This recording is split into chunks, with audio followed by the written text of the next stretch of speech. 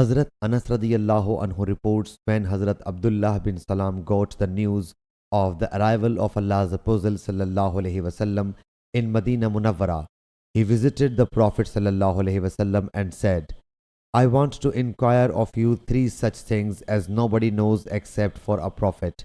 What is the first portent of the day of resurrection? What is the food which the inhabitants of paradise will eat first? For what reason does a child bear resemblance to his father or maternal uncles? Allah's Apostle sallallahu alaihi wasallam said, Gabriel alayhi salam has just told me all these things.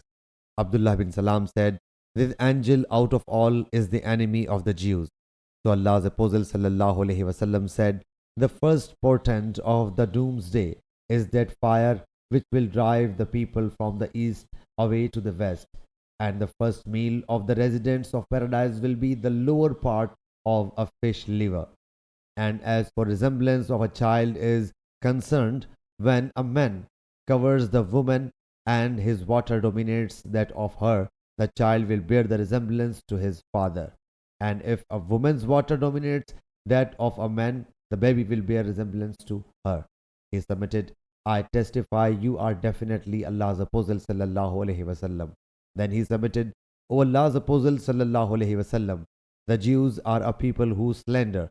If they become aware of my embracing Islam before you ask them about me, they will affix calumny to me in your presence. So the Jews came to him and Hazrat Abdullah radiyallahu anhu entered the house.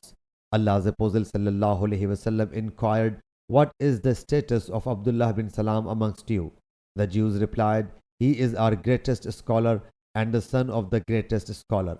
He is the best amongst us and is the son of the best amongst us.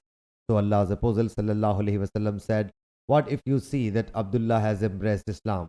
They said, may Allah Jalla Jalaluhu keep him away from it.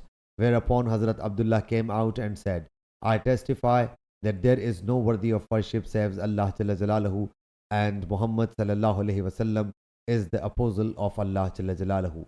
They thereupon said, he is the most wicked amongst us and the son of the most wicked amongst us. Then they started cursing him. Sahih Bukhari Hadith number 3329.